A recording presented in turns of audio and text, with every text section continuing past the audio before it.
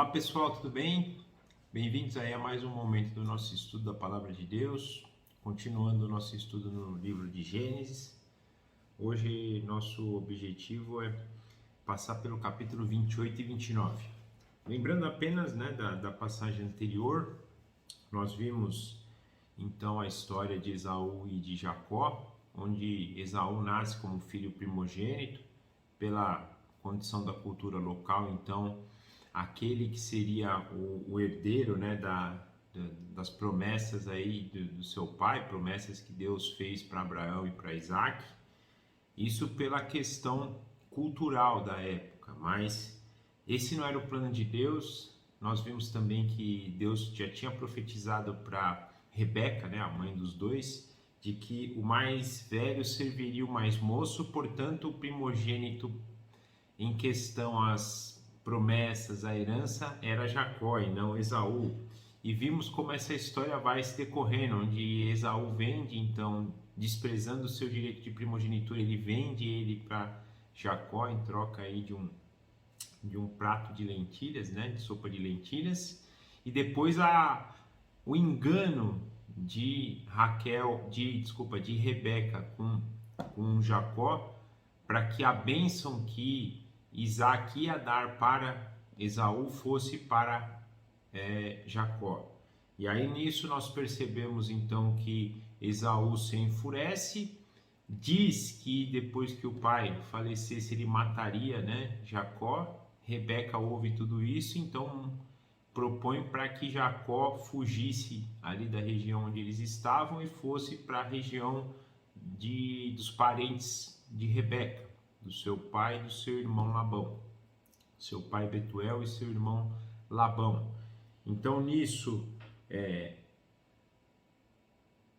Jacó concorda e se prepara então para fugir, para sair ali da região. Então nós terminamos o capítulo 28 com essa situação, e Rebeca até dizendo, para ele fazer isso, porque senão ela ia perder os dois filhos, porque provavelmente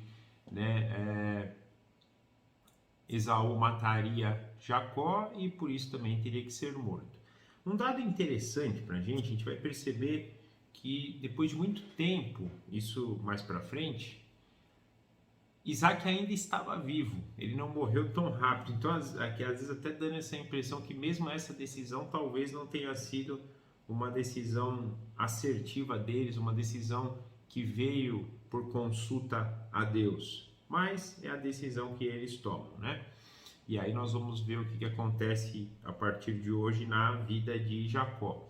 É importante isso. Então, como a gente disse mesmo naquela época, na leitura, no estudo, quando a gente finaliza Abraão para entrar em Isaac, é uma transição nos capítulos, até do momento que a gente está vendo só o estudo sobre Abraão, depois já começa a impor Isaac, aparecer Isaac na história, até vir para a vida de Isaac. É a mesma coisa aqui, E agora nós estamos vendo essa transição para a vida de Jacó. Mesmo Isaac ainda estando vivo, agora a história vai virar o seu olhar para Jacó. Nós vamos começar a perceber, então, os detalhes da sua vida.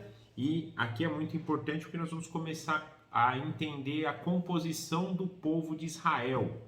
Por que Israel chama-se Israel, E a composição desse povo, das 12 tribos, então, que compõem esse povo, os 12 patriarcas da nação de Israel. Nós vamos começar a perceber isso hoje.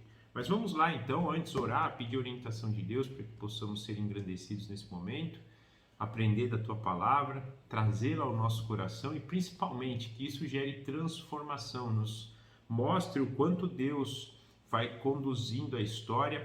Gente, sempre lembrando o seguinte, a gente está falando aqui da história de Israel, mas a gente não pode perder de mente que isso tudo é a preparação de Deus para o envio do Messias, para o envio do seu filho, que viria a ser descendente da mulher, aquele descendente prometido lá em Gênesis 3,15, que esmagaria a cabeça da serpente. Então, apesar de estarmos vendo aqui, e quando Moisés escreve esse livro, o propósito inicial é trazer em mente para a nação de Israel, que era a nação escolhida quando ela foi composta, formada, mas escolhida para quê?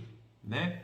Para ser uma bênção, para abençoar as outras nações, para tomar posse daquela terra, e eles estavam ali saindo para a conquista daquela terra. Aquela terra tinha sido dada por Deus para Abraão como herança, mas tudo isso para quê? Para preparar o caminho para o Messias, para o ungido, para aquele que esmagaria a cabeça de Deus, o descendente da mulher prometida em Gênesis 3,15. Então a gente sempre tem que estudar com essa perspectiva. E nós vamos ver então Deus agindo na história, compondo então esse cenário, tá? Então vamos orar, pedir a sua orientação para que isso então venha forte aos nossos corações. Papai, obrigado por mais um sábado estarmos reunidos diante do Senhor, diante da Tua Palavra. Nós te agradecemos porque sabemos que é o Senhor que nos dá força, nos dá ânimo, nos dá desejo de estar aqui. É o Senhor que nos capacita para ler e estudar a Tua Palavra. E é o Senhor que nos traz entendimento. Então pedimos humildemente que o Seu Santo Espírito nos dirija nesse momento, que nós possamos ter em nosso coração, através dessa palavra, um desejo cada vez maior, uma fome cada vez maior pela vinda do nosso noivo, pela vinda do teu filho, pela vinda do Messias, que vai esmagar a cabeça da serpente e dos seus inimigos. Já fez isso na cruz, mas no grande dia que o Senhor virá para fazer justiça nessa terra por meio de Jesus, o Senhor vai consolidar, o Senhor vai confirmar, o Senhor vai sacramentar tudo aquilo que já foi parcialmente feito na cruz, mas que naquele dia será definitivo, e com isso nós seremos verdadeiramente plenos do seu Espírito. Mas hoje ainda não temos essa plenitude e clamamos para que o Senhor nos encha mais, porque só meio desse encher de Espírito é que podemos ter entendimento, podemos conhecer o teu plano, podemos estar no centro dele, cumprindo a tua vontade e principalmente cada vez mais parecendo Jesus Cristo, o teu filho, nosso noivo, nosso amado, e com isso glorificando o teu nome. Tome esse momento nas tuas mãos, leva a nossa vida da forma que o Senhor bem entender, faça o que o Senhor quiser conosco, e nós nos entregamos ao Senhor, em nome do nosso Senhor Jesus. Amém. Então, gente, nós vamos começar capítulo 28, nós vamos ver primeiro dos versos 1 a 5, tá? Então, Gênesis 28, versículos de 1 a 5. Então Isaac chamou Jacó, deu-lhe sua bênção e lhe ordenou: não se case com mulher cananeia, vá para Padã-Arã, a casa de Betuel, seu avô materno, e case-se com uma das filhas de Labão, irmão da sua mãe. Que o Deus Todo-Poderoso o abençoe, faça prolífero, multiplique os seus descendentes, para que você se torne uma comunidade de povos. Que ele dê a você e a seus descendentes a bênção de Abraão, para que você tome posse da terra na qual vive como estrangeiro, a terra dada por Deus a Abraão. Então Isaac despediu Jacó, e este foi a Padã-Arã, a Labão, filho do arameu Betuel, irmão de Rebeca, mãe de Jacó e Esaú. Então até aqui a palavra de Deus. Lembrando então, no final do capítulo 27, a gente percebe então esse plano de Rebeca para tirar Jacó dali. Antes dele ir embora, Isaac agora no capítulo 28 chama ele então e reforça a bênção anterior, agora entendendo, dizendo: olha, a semente prometida virá dos teus descendentes, a promessa de Deus para Abraão, mas também lá atrás para Eva, para Noé, passando para Eva, para Adão, passando por Noé, é sua.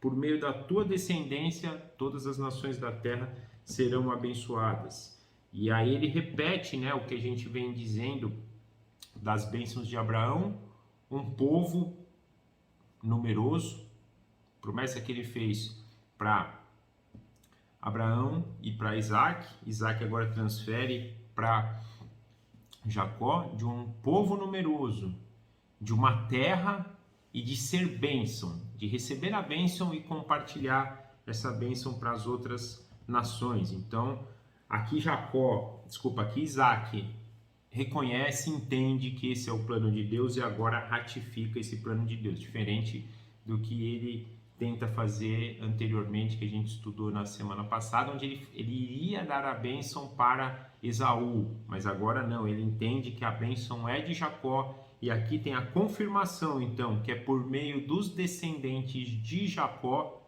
que o Messias prometido, que a semente santa vai vir. Uma coisa legal, gente, eu tenho estudado muito isso, né? E às vezes a gente perde isso de perspectiva.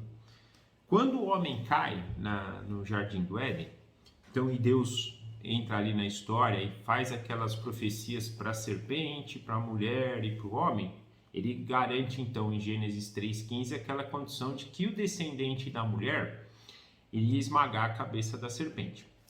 Na cabeça, eu tenho em mente aqui, pelo que a gente vai percebendo no estudo bíblico, na cabeça deste povo aqui, qualquer um que nascesse agora e entendesse, né, do plano de Deus, porque muitos aqui já tinham se desviado, já tinham se tornado politeístas, já não seguiam mais o verdadeiro Deus, o Deus vivo, o Deus todo-poderoso, o Deus de Abraão, Isaac e Jacó, que a gente vai perceber aí na leitura do Antigo Testamento, que é muito enfatizado, né, o Deus de Abraão, de Isaac e de Jacó, o único Deus, o verdadeiro Deus. Quem tinha isso em mente tinha esse desejo. Quem será o Messias? Quem que vai nascer para esmagar? Qual dos descendentes de Eva vai nascer para esmagar a cabeça da serpente? Né? Então, é importante a gente ter isso em mente, que essa bênção aqui tem a ver com isso. Nossa, é por meio da minha descendência que vai vir um descendente de Eva. Aquele que vai esmagar a cabeça da serpente. Então, qualquer um que nascia, nós vamos perceber isso. A gente vai ver, por exemplo, na história de Davi, quando Deus faz a promessa para ele, né, que por meio do reinado dele, de um descendente dele, ele ia ter o reinado eterno. Ele devia pensar, é o ungido que vai vir. Então, por exemplo, ele põe isso para Salomão. Salomão deve ser o ungido. Deve ser que eu digo nessa questão de expectativa, né? É Salomão ungido, por exemplo. Então, eles tinham sempre isso. E quando você recebe essa bênção aqui, e eu acho que Jacó entendeu isso, por isso o desejo dele tão grande de ser o primogênito é de ser o Messias ou até por meio dos seus descendentes vir o Messias, né? Então esse desejo dessa primogenitura tinha muito a ver com isso, né? Às vezes a gente deixa isso passar e a gente tem que trazer isso em mente. E é o que acontecia. Eu penso que os judeus até hoje, quem será o Messias? Quem vai ser aquele que vai vencer Satanás? Da onde virá? De qual tribo? De qual descendente? Eles, hoje até, muitos deles vão crer que vai ser alguém de Davi. Muitos israelitas na época, até quando brigaram com Davi ali, não tinham a palavra como um todo, né? Então não saberiam que viria da tribo de Judá, por exemplo. Então poderiam ter também em mente que seriam, né, o Messias. Então acho que esse era o desejo do povo, né? Quem vai ser aquele que vai nascer? E eles devem desejar isso até hoje, porque eles não reconhecem Jesus Cristo como aquele que esmaga a cabeça da serpente. Eles dizem, quem é esse Messias? Quem é aquele lá que foi prometido em Gênesis 3? Por que eu estou chamando a atenção disso? Porque a gente às vezes olha para o estudo bíblico e passa a crer no Messias. Vou lembrar só uma coisa, né? Messias é a mesma coisa que Cristo, e Messias e Cristo significam ungido, no sentido, aquele escolhido, aquele que Deus determinou para a vitória, para vencer. Na verdade, nós tínhamos, se não me engano, nós tínhamos 3 condições de ungidos no Antigo Testamento. Se ungia-se um rei, se ungia-se um sacerdote, os sacerdotes, né? E ungiam-se profetas. E é engraçado que é legal isso, né? 3 prefigurações de Cristo. O nosso Rei Eterno, o nosso Sumo Sacerdote, como diz o livro de Hebreus, e o profeta dos profetas, né? Então Jesus, desses 3 que eram ungidos no Antigo Testamento, assim, ungidos até no sentido que eu digo a gente vai ver a palavra ungido para várias coisas, até para você curar machucado, mas eu digo no sentido de cumprir o plano de Deus aqui, né? Então, reis, profetas, os reis de Israel, os profetas de Israel e os sacerdotes de Israel. E Jesus fazendo a composição dos três, né? Na verdade, Jesus cumpre a função de todos os ungimentos, até de sarar, de curar, de tudo, né? Mas falando de novo nesses três ofícios aqui, né? Então, ungido tinha muito essa questão. E a gente às vezes traz essa questão de ungido, de Messias, de Cristo, só a partir do Novo Testamento. Então isso vem, essa cultura vem, essa história vem depois de Jesus. Não. Isso vem desde Gênesis 3, vem desde o Jardim do Éden. Então não é que esse povo aqui não cria na vinda de um Messias, eles criam na vinda do Messias, criam que era por meio desse Messias que Deus ia vencer o mal, Deus ia vencer o pecado, porque ele disse isso para Adão, ele disse isso para Eva lá no Antigo Testamento. Então, eles criam na vinda desse Messias. Então é importante também a gente entender isso, para a gente, quando chegar até no estudo do Novo Testamento, entender o impacto daquilo que Jesus estava trazendo para eles, daquilo que João Batista estava trazendo para eles, que era realmente essa questão desse ungido, né? E é um ungido que desde essa época que eles desejam, né? Jacó deveria desejar, Isaac, Abraão, Noé na época dele desejou, Enoque desejou, todos esses antigos desejavam a vinda desse Messias, que era aquele que venceria o mal, que traria toda a opressão desse mundo, esmagaria essa opressão e restauraria o reino.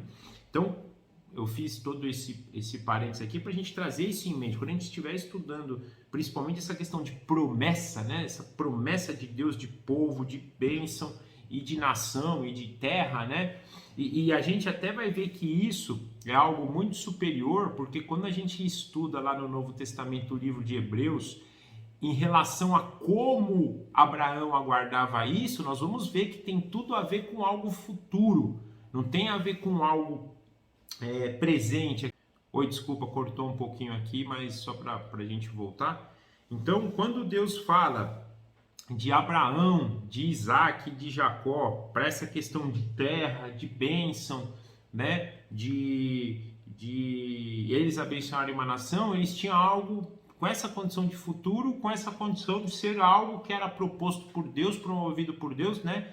Porque a gente, por esse estudo de Hebreus, a gente percebe isso, que Abraão esperava aquela pátria, aquela terra edificada por Deus, onde ele era o arquiteto e o construtor, algo futuro e a própria bênção e as bênçãos das outras nações por meio disso. Então essa era a esperança deles aqui, para que eles pudessem, né, então, estar nesse propósito de Deus. E cá entre nós, né? Imagina a família ao qual o Messias viria, era uma família realmente abençoada, né? Por isso esse desejo de Jacó aqui, e quando ele de ser o primogênito, de receber por meio da sua descendência essa bênção de Abraão e de Isaac, né? Que Deus tinha dado as promessas para eles, receber essa promessa também, né? E então nós percebemos que Isaac então transfere a sua primogenitura para Jacó, e é por meio dele então que ele vai ser, que vai vir a semente santa. Continuando do versículo 6 ao 9, Esaú viu que Isaac havia abençoado a Jacó e o havia mandado a Padã-Arã para escolher ali uma mulher, e que ao abençoá-lo dera-lhe a ordem de não se casar com mulher cananeia. Também soube que Jacó obedecera a seu pai e a sua mãe, e fora para Padã-Arã. Percebendo então Esaú que o seu pai não aprovava as mulheres cananeias, foi à casa de Ismael, tomou-lhe Maalate, irmã de Nebaiote, filha de Ismael, filho de Abraão, além das mulheres que já tinham. Então aqui nós vemos Esaú, mais uma vez, a gente falou isso no estudo anterior, e mais uma vez muito mais preocupado com as obras que ele fazia e em ganhar o mérito, né, de seu pai, a bênção de seu pai, o reconhecimento de seu pai pelas suas obras, do que realmente por ter uma vida sã. E pior que a escolha dele também bem ruim, né? Porque ele vai escolher uma filha de Ismael. E a gente viu nas passagens anteriores que os descendentes de Ismael viviam com muita hostilidade com seus irmãos e principalmente na história nós vamos perceber com Israel. Então aqui a gente vê que as escolhas de Esaú, quando são direcionadas para esse lado, são desastrosas. Inclusive, é importante a gente ter isso em mente. Ele quer agradar pelas suas obras, pelos seus méritos. É alguém que está totalmente cego, totalmente entregue à ordem desse mundo. Que é o quê? Olha para você. Você tem direito, você tem mérito. Vai lá, conquista pelo teu mérito. Tirando Deus da história, tirando a graça da história. Eu penso numa passagem como essa, que é um incentivo para a gente perceber isso, a gente tomar cuidado com isso, a gente achar que a gente merece algo, ou que a gente vai fazer alguma coisa, que é o que ele estava buscando aqui, por meio de fazer algo agradar, né? A gente tem que ser santo, a gente tem que buscar, né, a verdade, nós temos que viver pelo Espírito, tudo isso porque é o plano de Deus, não porque a gente vai querer agradar a Deus para que Ele nos dê algo. Aqui, pelo que eu entendo, nessa leitura, Esaú está fazendo isso para que ele pudesse ter algum mérito, alguma recompensa disso, né? Agradar seu pai para ter dele uma bênção, para ter dele, né, alguma coisa, para agradar o pai, mas nesse sentido totalmente errado, pelo sentido de obras e não pelo sentido de fazer o que é certo. E isso é importante porque, olha que coisa interessante, ele fala aqui, né? A diferença dele é assim. Esaú, ele percebe aqui que Jacó obedeceu ao que os seus pais tinham dito, né? E aí ele, em vez de também começar a obedecer o que seus pais diziam, porque, por exemplo, ele tinha casado com 2 mulheres cananeias que eram, a gente viu na passagem anterior, até me fugiu a palavra, era um tormento para Isaac e para Rebeca, né? Então ele não obedeceu a palavra dos seus pais aqui. Até porque a gente percebe que para Isaac era muito importante isso. Ele fala para Jacó, não casa com as mulheres aqui da terra. Provavelmente ele falou isso para Esaú também. Não é para casar com as mulheres aqui dessa terra, com as cananés. Mas o homem vai lá e casa. Então ele não obedece. Olha a diferença aqui da gente mostrar a verdadeira obra, que é uma obra de obediência, por uma obra que, não, então beleza, agora eu vou, né? A gente está sempre tentando buscar um meio, que é como Esaú faz, então eu vou tentar agradar por meio das obras que eu quero fazer. E que obras? Tá bom, não vou casar com uma canané, mas vou casar com uma ismaelita. Olha que coisa maluca, né? Ou seja, alguém que está totalmente perdido nessa visão de que acha que aleatoriamente fazendo as suas obras vai conseguir o favor.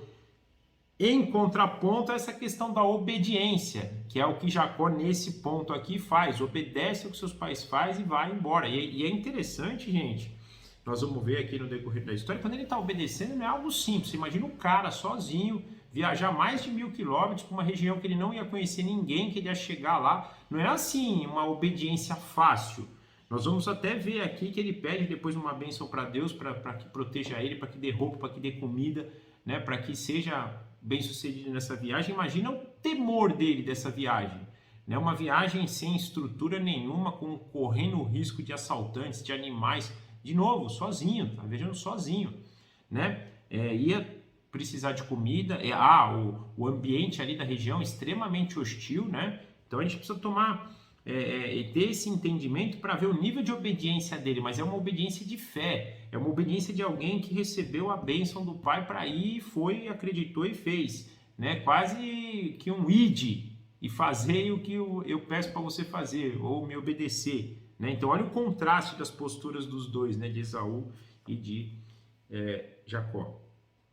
Mas avançando aqui agora do 10 ao 15, então Jacó parte, né? Então Jacó partiu de Berseba e foi para Harã. Chegando a determinado lugar, parou para pernoitar, porque o sol já havia se posto. Tomando uma das pedras dali, usou-a como travesseiro e deitou-se. E teve um sonho no qual viu uma escada apoiada na terra. O seu topo alcançava os céus, e os anjos de Deus subiam e desciam por ela. E ao lado dele estava o Senhor, que lhe disse: Eu sou o Senhor, o Deus do teu pai Abraão, o Deus de Isaque. Darei a você e a seus descendentes a terra no qual está deitado. Seus descendentes serão como o pó da terra, e se espalharão para o oeste e para o leste, para o norte e para o sul. Todos os povos da terra serão abençoados por meio de você e da sua descendência. Estou com você e cuidarei de você, aonde quer que vá, e eu trarei de volta a esta terra. Não deixarei enquanto não fizer o que te prometi. Então, aqui a gente viu na passagem anterior a bênção de Isaac para Jacó. Agora nós percebemos Deus confirmar.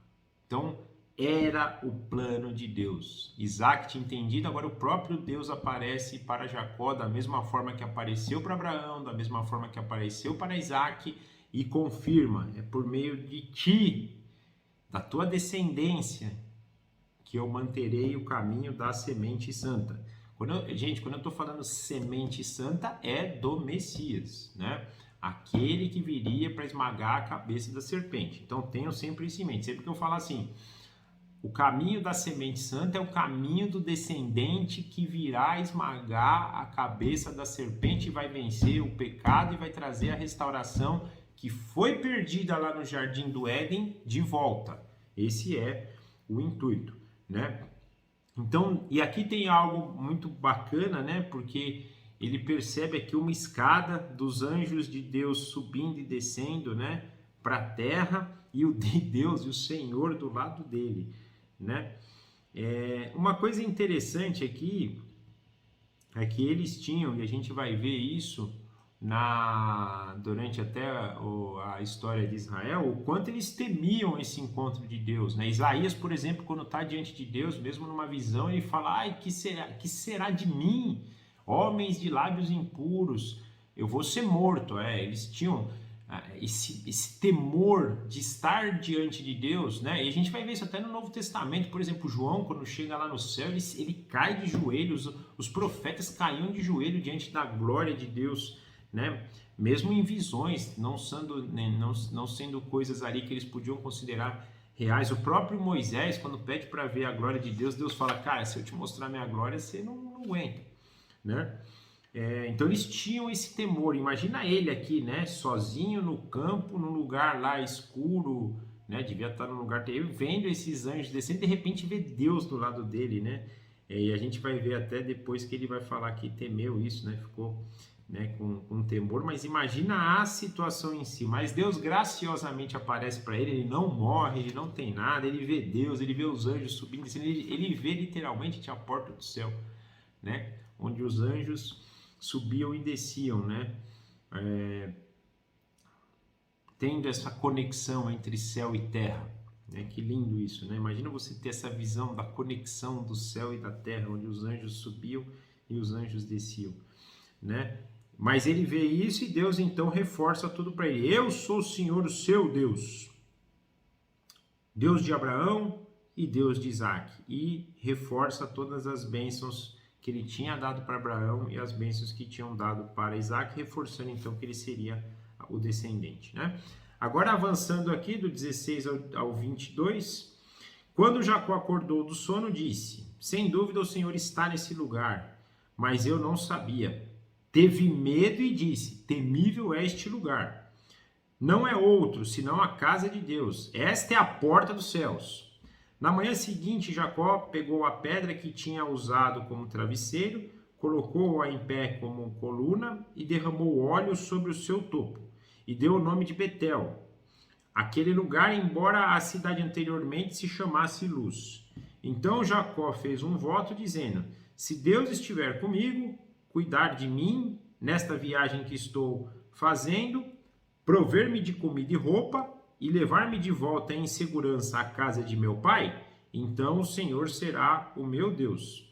E esta pedra que hoje coloquei como coluna servirá de santuário de Deus, e de tudo o que me deres, certamente te darei o dízimo, né? Então, depois de acordar, ele entende ali, né, aquele lugar como a porta do céu, ou seja, onde tinha ali, né, o trânsito entre o céu e a terra dos anjos, a casa onde Deus escolhera para habitar.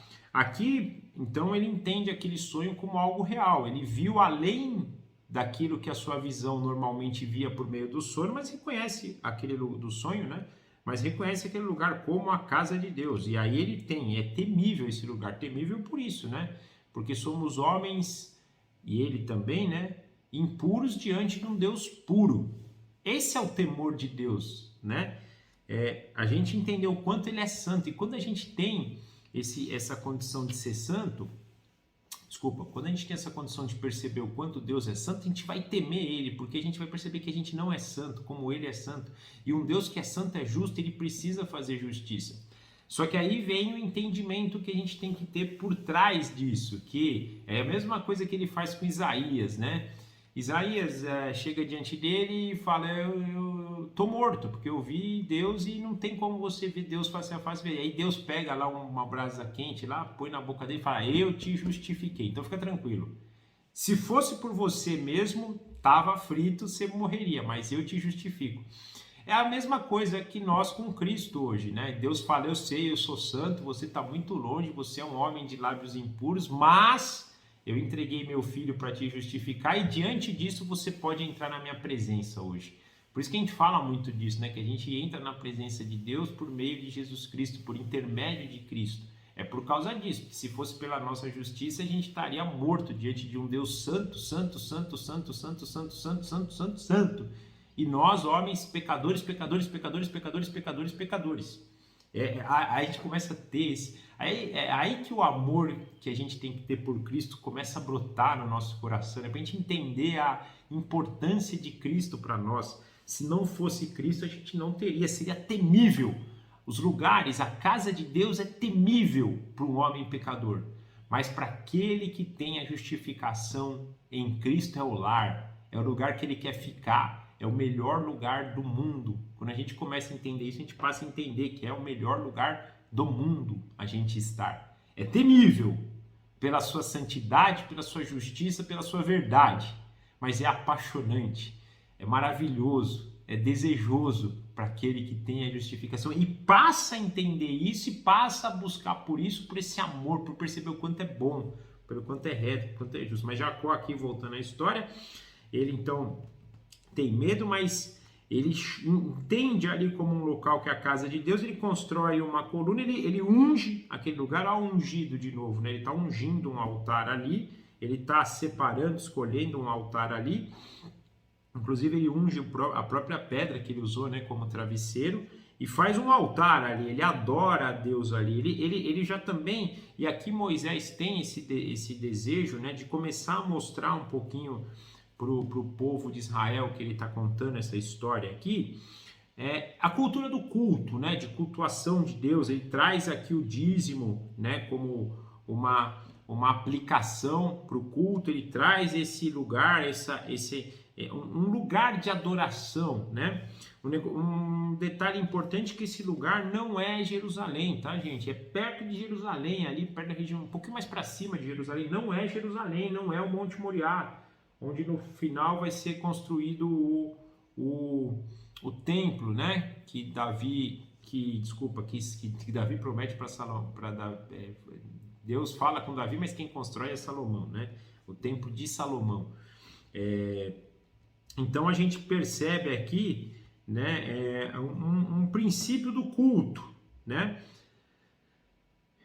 Jacó faz esse voto, se Deus então me levar em segurança, tá vendo? Mostrando o quanto essa viagem era pesada para ele, porque ele tinha medo, estava inseguro em relação à viagem, em relação à roupa, em relação à comida, em relação a essa segurança, né? De proteger de animais, proteger de ladrões e proteger de outras coisas. Então ele consagra essa viagem para Deus, ele presta um culto para Deus pedindo, né? Para que Deus o abençoasse, né?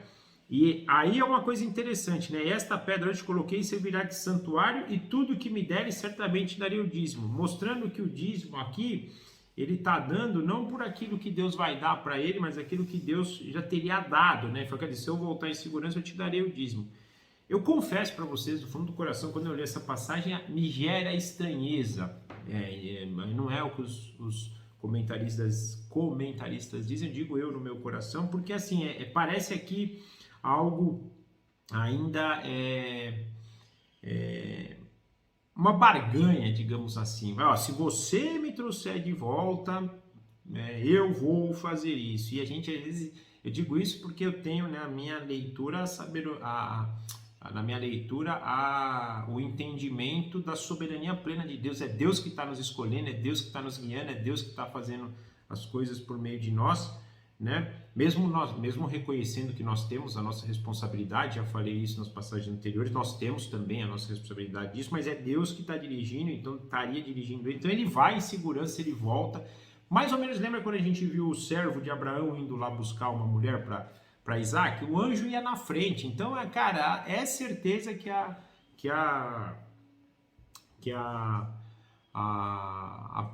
vai acontecer, o plano vai dar certo.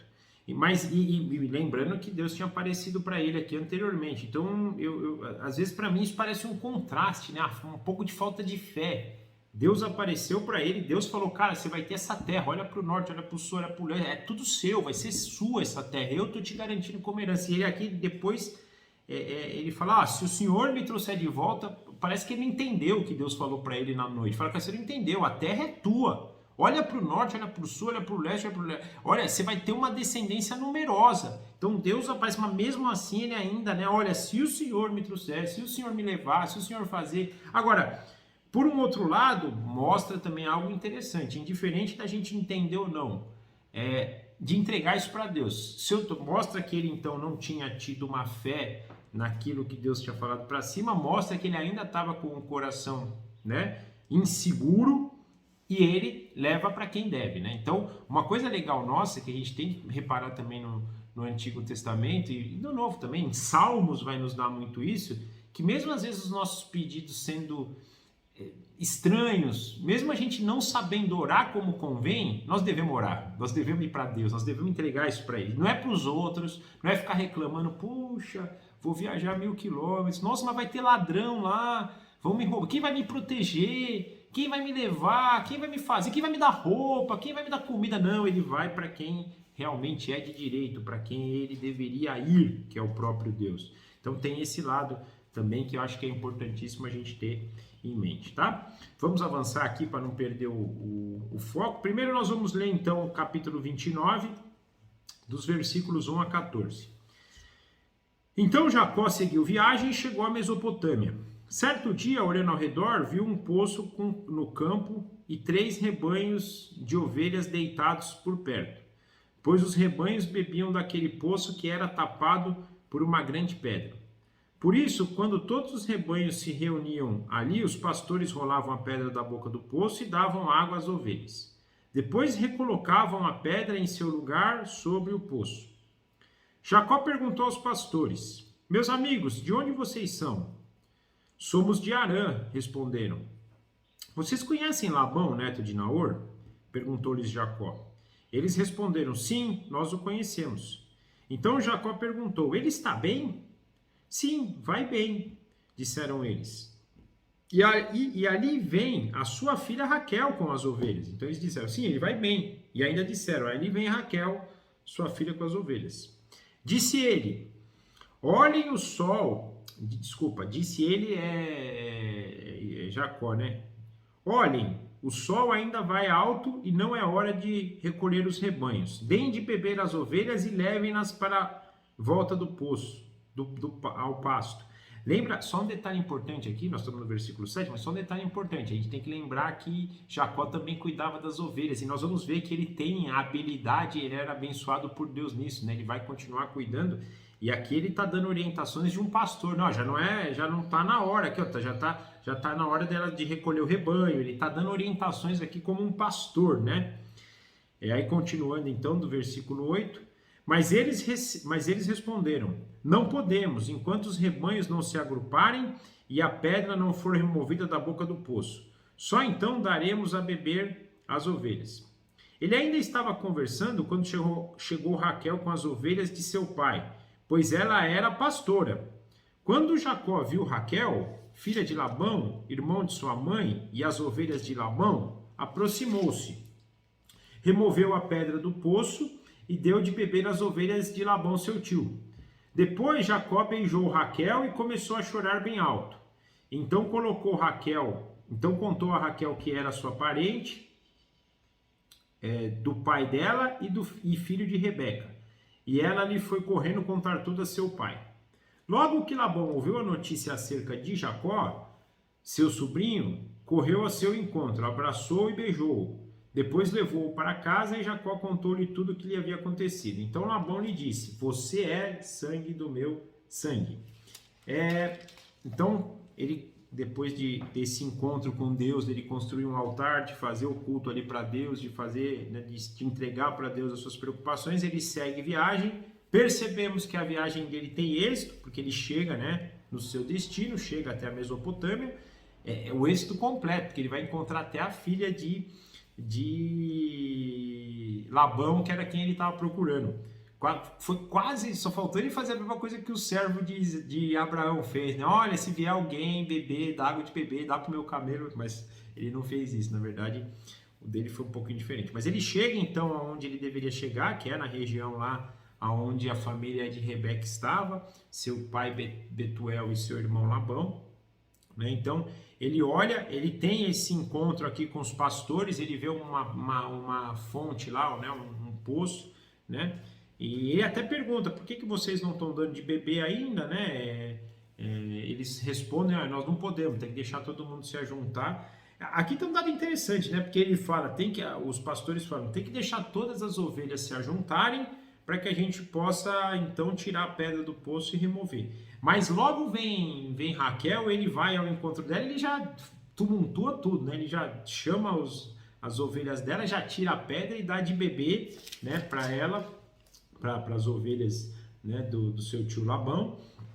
Depois de fazer isso, então, ele beija Raquel, chora diante dela, chora bem alto, né, porque ele entende então que a sua missão tem êxito, que realmente... Eu penso que esse choro tem a ver com isso também, tá, gente? Tipo, sabe uma confirmação? Sabe o que aconteceu lá em Betel, de todas as promessas de Deus? Ele me trouxe em segurança, ele prometeu, ele fez, deu certo. Faltava aqui ainda o trecho final, que era voltar ao seu pai, mas uma primeira parte aqui do plano tinha dado certo, né? Ele conta tudo isso para Raquel, ela sai correndo, vai contar para Labão. Labão ouve toda a história, imagina a felicidade dele, né, do sobrinho e tal. Ele vem então ao encontro de Jacó, e aí eles então começam a conversar. Jacó conta tudo, e aí uma frase interessante: você é sangue do meu sangue.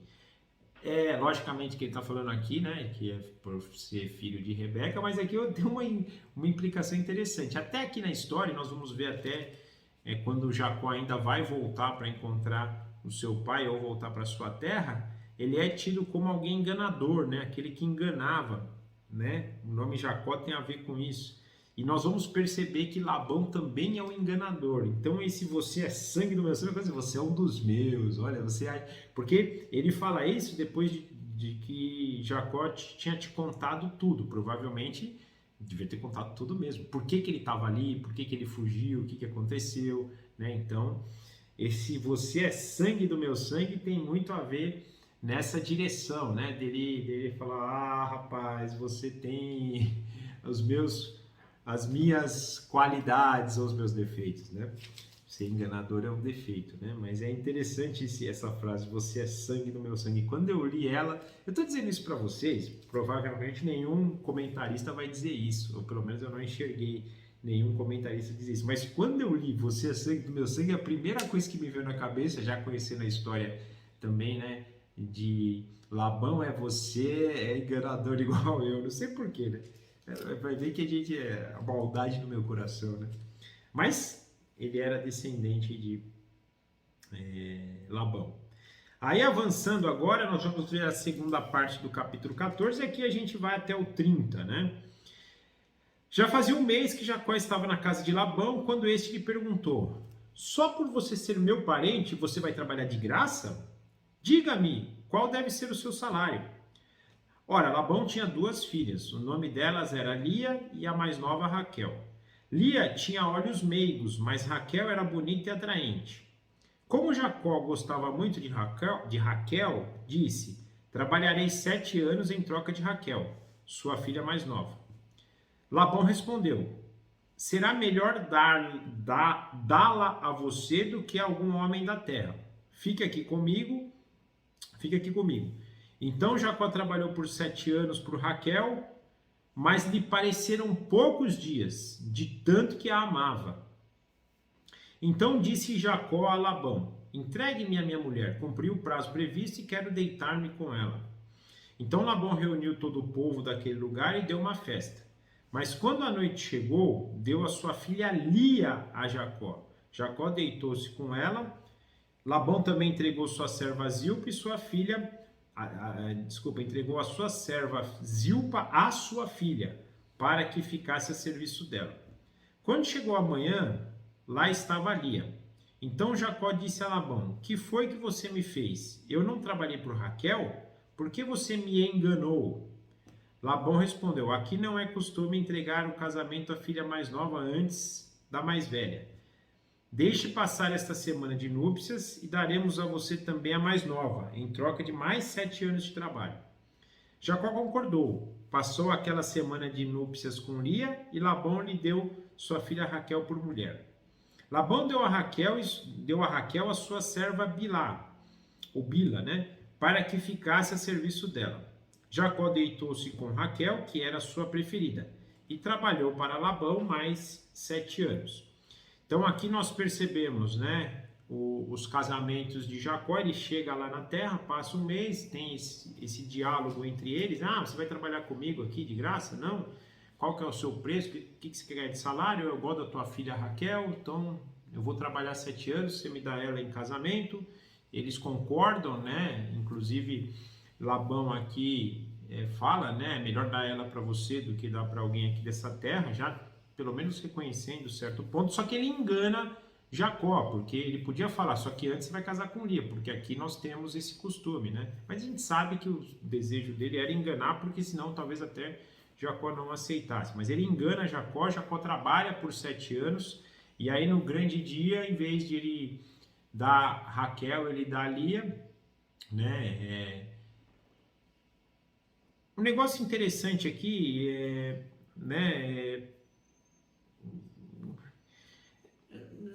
tá estranho, Porque assim, tá bom, ele deu Lia, Aí Jacó deitou-se com ela, eu não sei, provavelmente o costume ali devia ser de não se ver muito, mas é estranho, Se deitar com uma pessoa, por mais que, ou sei lá, se ele bebeu demais, mas, eu digo assim, ele se deitar com Lia e não reconhecer que era Lia, e não Raquel. Mas de qualquer modo, então, ele se deita com Lia e no dia seguinte ele descobre toda a trapaça, ele vai falar, vai reclamar com Labão, e Labão fala isso, aqui o nosso costume é dar a primeira mais velha e não, então você tinha que se casar com Lia, mas deixa passar esse período aí de uma semana que você tem que de núpcias, da festa do casamento, depois você casa lá com a Raquel também, e aí você trabalha mais 7 anos para mim. De modo que aqui a gente então percebe a composição das duas mães das tribos de Israel, composta também por suas servas. Então, os 12 filhos que a gente vai perceber de Jacó, dos 12 filhos de Jacó que vão compor as 12 tribos de Israel, vem dessas 4 mulheres aqui. Então, Moisés está dando esse entendimento, das mães de vocês, Então, nós estamos falando de Lia, de Zilpa, que era a sua serva, mas que vai ser mãe também de alguns filhos de Israel. Nós estamos falando aqui também de Lia e de Bila, que também são 2 mães de Israel. Então, os 12 filhos de Israel, as 12 nações, as 12 tribos, de Israel, vão vir dessas 4 mulheres. E Moisés, então, faz aqui essa introdução deles, da onde vêm os seus descendentes, as suas mães, Então, são dessas 4 mulheres que se casam, na verdade, Lia e Raquel se casam com Jacó, e as outras 2 servas vão servir só da briga entre as duas, Que aí vai começar uma briga entre elas aí nessa questão dos filhos, e nós vamos perceber aí na sequência. Mas o mais importante aqui é que por meio desse engano, Jacó então se constitui, marido de Raquel e de Lia, Não sei se tem a ver com isso, né? E a gente sabe que a vontade de Deus é que se tenha um casamento monogâmico, né? Um casamento só entre um homem e uma mulher, que separa, sai o homem e a mulher da casa do seu pai e de sua mãe para eles comporem uma família agora, né, única, né? Não sei se tem aqui esse objetivo de justificar por que ele casou com as duas, né? Para mostrar que isso vem em decorrência do engano de Labão, né? Mas pode ser também, né, para mostrar, ó, porque até então Abraão tinha casado só com Sara, por mais que ele tivesse tido Ismael e depois de Sara morrer ele teve outros descendentes e casou de novo, né? E Isaac já não, Isaac foi só com Rebeca mesmo. Não sei se tem esse intuito, se Moisés tinha isso no coração, né? Ó, na verdade Jacó aconteceu por causa de Labão que enganou ele, então por isso ele casou com duas mulheres, né? Talvez tenha um pouco disso, ou só realmente o aspecto de querer mostrar quem são as mães das tribos, né, de Israel. E aí, para a gente terminar então o capítulo 29, nós vamos ler do 31 ao 35. Quando o Senhor viu que Lia era desprezada, concedeu-lhe filhos. Raquel, porém, era estéril, Raquel era estéril. Lia engravidou, deu à luz um filho e deu-lhe o nome de Rubem, pois dizia: o Senhor viu a minha infidelidade. Agora certamente o meu marido me amará. Lia engravidou de novo e quando deu à luz ao outro filho, disse: porque o Senhor ouviu que sou desprezada, deu-me também este, pelo que chamou de Simeão. De novo engravidou e quando deu à luz um filho, disse: agora finalmente o meu marido se apegará a mim, porque lhe dei 3 filhos. Por isso deu-lhe o nome de Levi. Engravidou ainda mais outra vez e quando deu à luz mais outro filho, disse: desta vez louvarei o Senhor. Assim deu o nome de Judá. Então parou de ter filhos, né? Então nós percebemos aqui uma predileção de Jacó para Raquel. Um detalhe importante aqui: Jacó sempre desejou Raquel, né? A gente vê na passagem anterior que os primeiros 7 anos de trabalho dele passaram até rápido para ele, do tanto que ele amava Raquel, do quanto que ele desejava Raquel. Até um prenúncio interessante para a gente, como se fosse nós esperando por Cristo, né? Deveria ser esse o nosso desejo, né? O nosso noivo. A gente ama ele de tal maneira e ele nos ama de tal maneira, ele nos espera como noiva de tal maneira que parece que passa rápido, né? Esse tempo enquanto a gente aguarda, né? Mas aqui, voltando para a história, a gente percebe que Jacó tinha uma predileção por Raquel e por isso ele desprezava Lia, né? E aí Lia tenta suprir isso com a gravidez.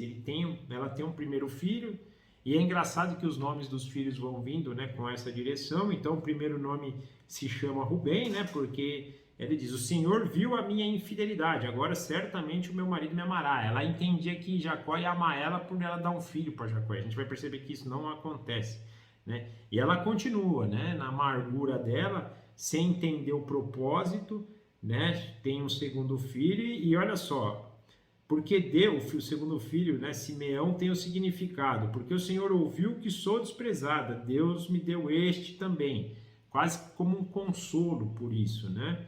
Mas ainda não dá certo, ainda continua infeliz e vai engravidar de novo, e tem um novo filho. Agora, finalmente o meu marido se apegará a mim, porque ele dei o terceiro filho. Então, o significado de Levi, né?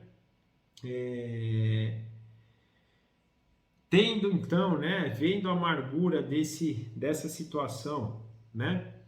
E ela continua tentando impor aos filhos a nascimento, a maternidade, né? Uma forma de ver se realmente Jacó pudesse amá-la, né? E só no quarto filho que eu percebo aqui alguma indicação que ela já esquece então de tudo isso e fala: olha, são bênçãos de Deus, né? Então Judá passa, né, nasce e tem esse significado. Desta vez louvarei o Senhor. Né? E aí até termina o texto falando: então parou de ter filhos. Ela vai ter filhos de novo depois, tá? Mas aqui até nessa passagem ela para de ter filhos, né? Gente, um dado importante aqui, né? Uma coisa que eu acho que na história vai se compor a nossa dinâmica, o nosso relacionamento com Deus, isso vai acontecer muito com Israel, né? E acontece com a gente também, tá? Não estou só criticando Israel, não, mas o Antigo Testamento vai nos mostrar muito disso, a infidelidade, né? É um casamento que a gente tem com Deus, mas é um casamento que infelizmente a gente ainda não tem. A gente é casado com Deus, e aqui Lia era casada, né? Eu penso na história de Lia muito disso, muito nessa direção, né? Ela era casada, ela foi dada, né, para Jacó, mas Jacó desprezava ela, né? Por mais que ela ainda tentasse, né, buscar de alguma forma, e nós muitas vezes também temos isso, né? Nós, pacto com Deus, nossa aliança com Deus, e tantas vezes a gente ainda se coloca numa posição, né, de infidelidade, não infidelidade, porque na verdade Jacó não estava nem dando aqui, né? Mas ele não conseguia amar sua esposa da forma que o marido deveria amar sua esposa, né? E tinha uma predileção escancarada pela outra mulher, a ponto dessa aqui viver numa angústia, né? Mostrando o quanto às vezes isso traz, né? Você estar num casamento onde você não é desejado, né? Nesse sentido que eu queria trazer, né?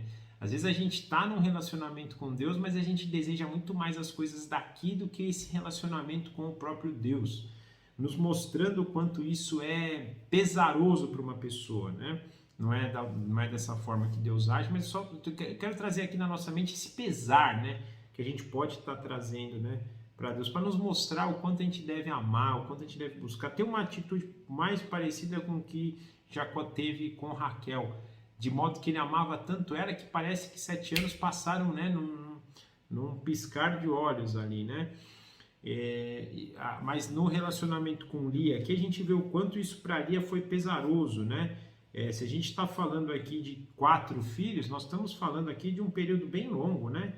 Nós estamos falando aqui de no mínimo mais 7 anos ou coisa parecida com isso. Imagina você viver 7 anos com esse pesar, com essa tristeza, com essa angústia, né? Você tentando conquistar o teu marido e aqui usando os filhos para tentar conquistar os seus maridos, é uma coisa, né, até triste. Mas mais importante, a gente começa a perceber nessa passagem aqui a composição então dos filhos de Jacó, que vão ser os 12 patriarcas da nação de Israel. Então, Deus nos contando aqui um pouquinho da história do povo de Israel e Moisés deixando isso claro para o povo, da onde vinham então os seus descendentes, começando no capítulo 29, pelos descendentes iniciais de Lia. Nós vamos estudar semana que vem, depois, no capítulo 30, o restante dos seus filhos sendo, né, introduzidos na história. Mas aí então nós já temos, como falamos no começo aqui, já a introdução da vida de Jacó, e a partir de agora nós vamos, não só em relação a Jacó, e vamos perceber também já um conjunto de Jacó com seus filhos, já caminhando então para Jacó com seus filhos e começando a entrar na história de José, e já indo caminhar para o final da história dos patriarcas, aí o caminho para o Egito, né? Que é da onde o povo que Moisés está escrevendo esse livro, para o povo que Moisés estava escrevendo esse livro, da onde que eles saíram, tá? Então, como aplicação para a gente hoje, eu queria deixar algumas coisas aqui que eu acho que são importantes. Me trouxe muito em mente essa passagem quando fala assim, né? Eu comentei um pouco antes, né? Que Jacó amava tanto Raquel que ele, né, parece que passou rápido esse tempo. Essa nossa vida aqui, gente, Paulo nos traz muito isso, né, que para ele viver era Cristo e morrer era lucro, né? Por quê? Porque o morrer significava você estar com o seu marido, com o seu noivo, né? Noivo ainda, marido no futuro, né? Você estar com ele, diante dele, vivendo para ele, com ele agora na sua presença. Então, por isso que para ele era morrer, era tudo, né? Porém, ele entendia que tinha um propósito ainda para cumprir. O propósito dele era viver por este amor, por este Cristo, né? Então, fazendo uma analogia do casamento aqui, né? Que de quanto Jacó esperava por esse casamento, nós estamos esperando por este momento, não é à toa que Jesus faz uma relação da sua segunda vinda com um casamento, né? E nós devemos desejar esse casamento a ponto de parecer que a nossa vida passa rápido, mas enquanto eu vivo para esperar esse casamento, eu estou vivendo o propósito dessa espera. Então Jacó esperou 7 anos trabalhando por aquilo, então vivendo ao redor daquilo, né? O objetivo final era o casamento e ele estava compondo ali naquele momento a obra para estar diante daquele casamento. Eu penso que é uma direção que a gente pode pensar, né? O quanto a gente tem vivido no propósito do nosso casamento. Então, esperando a vinda dele e cumprindo aquilo que se é proposto para nós na espera desse casamento. Um pouco parecido com a parábola das 10 virgens, né? Eu gosto muito de pensar nela. Eu tenho seguido aí algumas pessoas que pensam dessa forma, né? Nós temos na parábola das 10 virgens alguns personagens, nós temos as 5 virgens nécias, as 5 virgens que vão para o casamento, que foram prudentes, mas nós temos os amigos do noivo. Apesar de não sermos aqui a nossa analogia não seria de uma noiva, mas assim, pensando nos amigos como alguém que anuncia o casamento, anuncia a chegada do noivo, anuncia a vinda do casamento, né? A gente pensar, por exemplo, uma das obras que a gente poderia pensar é essa, a gente anunciar a vinda desse noivo, a vinda, na verdade, anunciar a história do casamento e que esse casamento está chegando, anunciar a vinda desse casamento, um propósito. Outro propósito é cumprir aquilo que Deus fala para nós, e, portanto, vão, façam discípulos de todos os povos, batizando-nos em nome do Pai, do Filho e do Espírito Santo. Aqui eu tenho também trabalhado muito isso, porque eu acho que a gente às vezes perde isso. Eu até conversando essa semana um pouco com Deus sobre isso, ele fala, cara, o ID, toma cuidado para não achar que o ID é só você ficar falando da Bíblia, e mais do que você falar da Bíblia, é você viver a Bíblia. As pessoas vão começar a perceber e vão vir atrás desse ensinamento do Evangelho quando perceberem o impacto do Evangelho na tua vida. Então, às vezes a gente está preocupado em falar, o ID é eu ir no meu trabalho e ficar lendo a Bíblia. Não estou dizendo, e não sou contrário com quem faz isso não, tá? Mas eu estou dizendo que é importante, às vezes, a gente viver a verdade do Evangelho, ou seja, o quanto Cristo transforma o nosso coração, o quanto por causa disso hoje nós temos paz, alegria, confiança em Deus. A hora que as pessoas começarem a perceber isso, aí elas vão vir perguntar, cara, como é que você consegue no meio dessa maluquice ter tanta paz? Aí você fala, por causa de Jesus Cristo. Por que no meio de uma coisa assim assado você não retrucou o cara? Você deu a outra face, digamos assim. O cara brigou com você e você não retribuiu isso. Por causa de Jesus Cristo. Por que você não fala palavrão? Por causa de Jesus Cristo. Por que você, cara, tá sempre pensando no próximo? Por causa de Jesus Cristo. Esse é o melhor evangelho. Não é a gente chegar lá na nossa Bíblia, mais uma vez, não quer dizer que a gente não possa fazer isso. Pera aí, eu vou ler para você uma parte da Bíblia aqui e tal, não sei o quê. E o ruim também, quando a gente faz isso, impondo isso às pessoas, e nós não vivemos aquela verdade. Então, eu quero que as pessoas estudem a Bíblia, eu fico enchendo o saco delas sobre a Bíblia, e na primeira briga eu sou o primeiro a começar a brigar. Sou o primeiro a bater boca, eu sou o primeiro a não ajudar o próximo, né? Alguém precisa de ajuda, eu não ajudo. Eu sou o primeiro a fazer o contrário daquilo. Então, é importante a gente ter isso em mente, né? Enquanto a gente espera, então, por esse casamento, a gente possa ter essa dinâmica. Avançou o tempo aqui, eu queria falar mais algumas coisas, mas aí, na semana que vem, a gente procura um espaço aqui para ir falando também. Espero que vocês tenham gostado por hoje, era isso, e que vocês possam ter uma semana abençoada de novo na graça do nosso Senhor Jesus. Amém? Vamos orar então e finalizar por esse momento. Papai, obrigado por mais esse momento, por mais esse dia, por mais uma vez o Senhor permitir que a sua palavra pudesse alcançar os nossos corações. Nós entregamos a nossa vida ao Senhor, desejamos estar com o Senhor, desejamos esse casamento que o Senhor propõe por meio de Cristo conosco, a igreja, a sua noiva, que a gente saiba esperar por esse momento da melhor maneira possível, no centro da tua vontade, glorificando o teu nome e vivendo um evangelho vivo, um evangelho mais do que falado, mas percebido por meio da ação do seu Espírito nas nossas vidas, um evangelho de fruto do Espírito e sem obras de carne. Nós consagramos a nossa semana ao Senhor, o nosso final de semana, entregamos a nossa vida e tudo que fazemos na tua mão, para que sejamos, por meio do teu Santo Espírito, capacitados nas boas obras que o Senhor nos preparou desde a eternidade. Nós consagramos tudo isso ao Senhor, em nome do nosso Senhor Jesus Cristo. Amém. Tchau, gente. Obrigado. Até semana que vem. Forte abraço.